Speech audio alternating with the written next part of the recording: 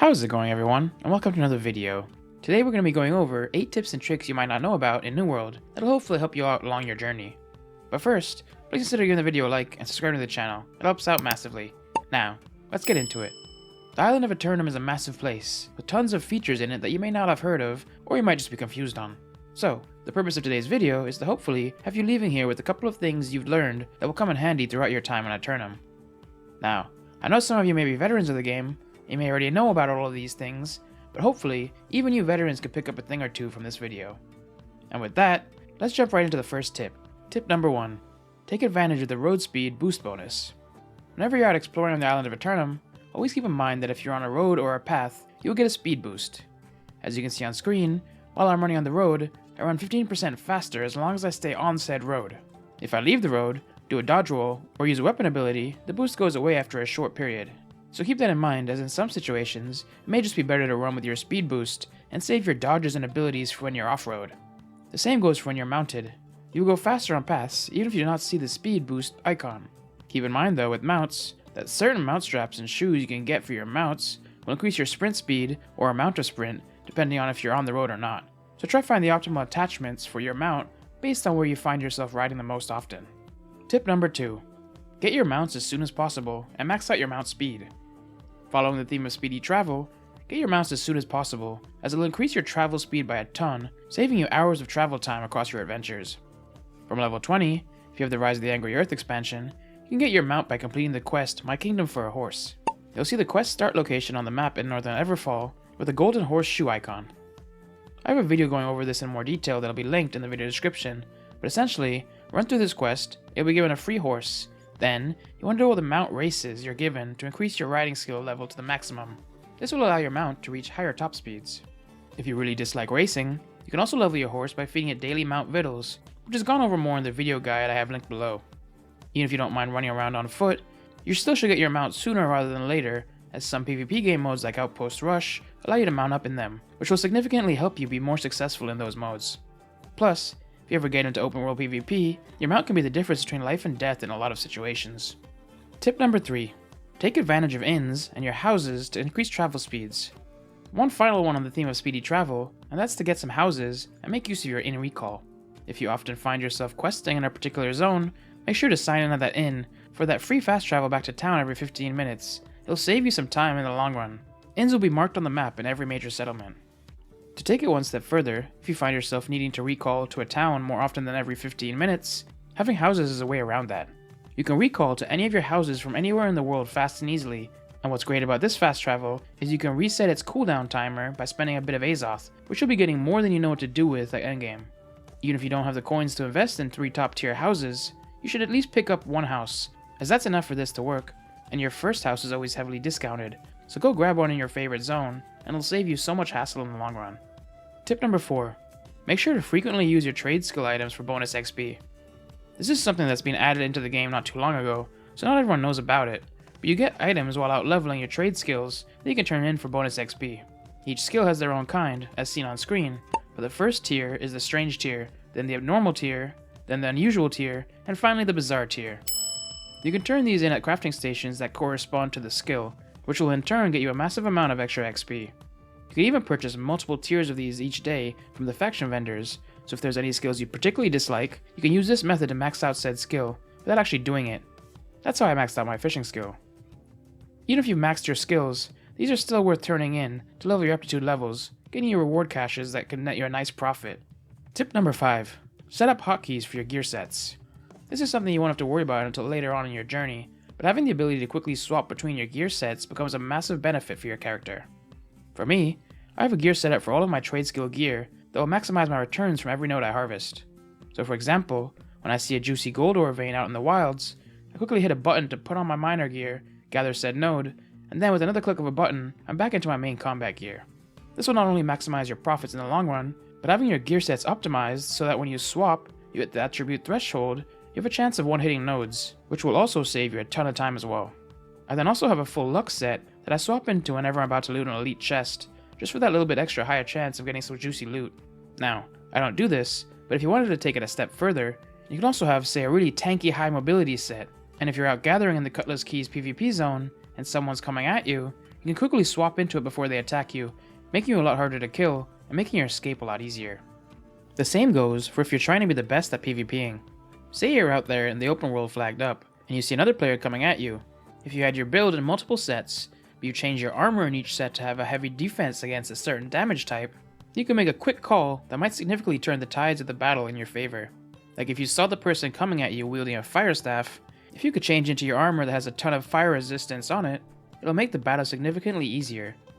Once you enter combat though, you can't swap your gear sets, so you'll have to get good at quickly identifying your opponent's weapon types and making the appropriate switch. This is also incredibly expensive to do. Long story short, there's just so many ways having your gear sets assigned to hotkeys can massively help you out. And to do this, simply hit Settings, go to Keyboard and Mouse Bindings, and scroll down to Gear Sets to choose what buttons you'd like to assign. Currently there's no way to do this on console, but I'm sure it'll be coming soon. Tip number 6. Make use of the tools built around New World. We're very blessed as New World players by the sheer amount of quality tools people have made that we can take advantage of to make our lives easier. This includes sites like New World Map, which is great for finding where things spawn across Aeternum, or New World Database, which has an immense amount of tools on there that can help you learn how to get what you're after and plan your build. There's even more news-related sites like the Utopian Organ, or the site I put together in New World Guides, which is full of guides, organized a bit easier than I could do here on YouTube. I could go over these sites for ages, but I already made a video covering them, going over how to use them and what to use them for, that I'll link now and in the video description if you want to start taking advantage of these great resources. And that's not even mentioning how many great New World related YouTubers there are currently out there. Tip number 7. Make use of your chat commands. New World has several chat commands that you can use to make your overall experience easier. For starters, there's all of the emotes that you can do simply by typing slash followed by whatever the name of the emote you want to do is.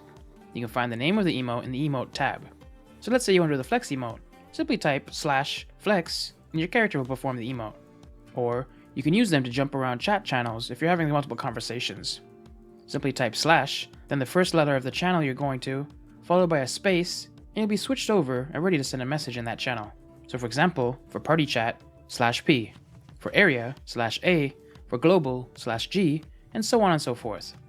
For whispers, you'll need to do /w followed by the player's name, and then the message you want to send. And you can also do this to send trade invites with /trade followed by the player's name, or even group invites with /g followed by the name of the player you want to group with.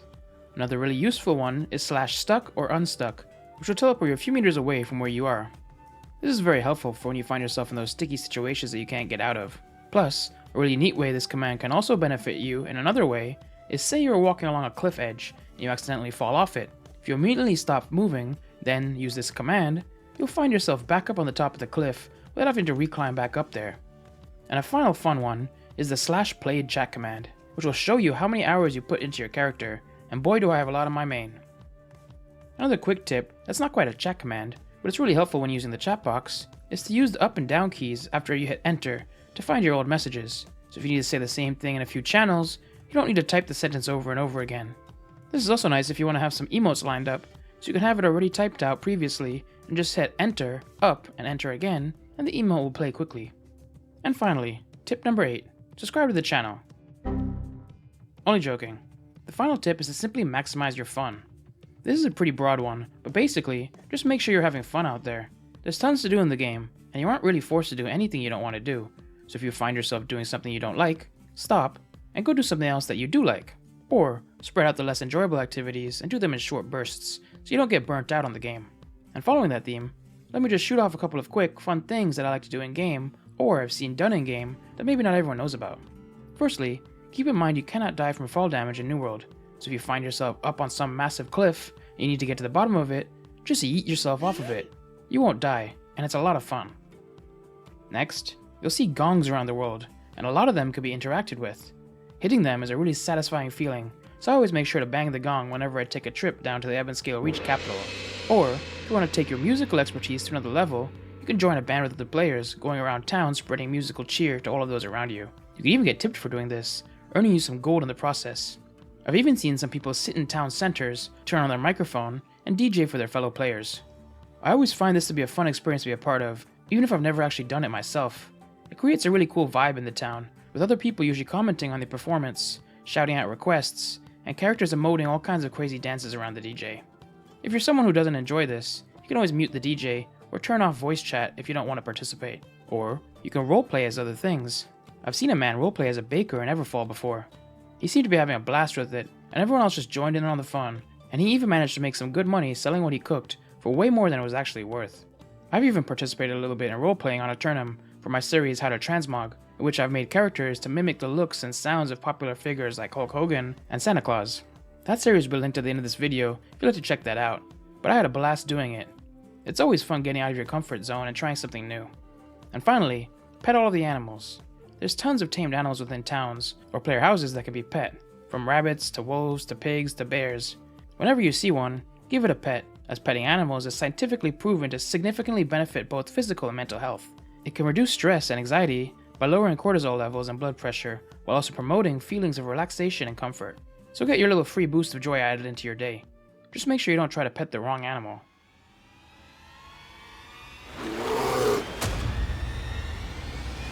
There's an immense amount of things you can do in this game, so you should never settle for not having fun while you're logged in.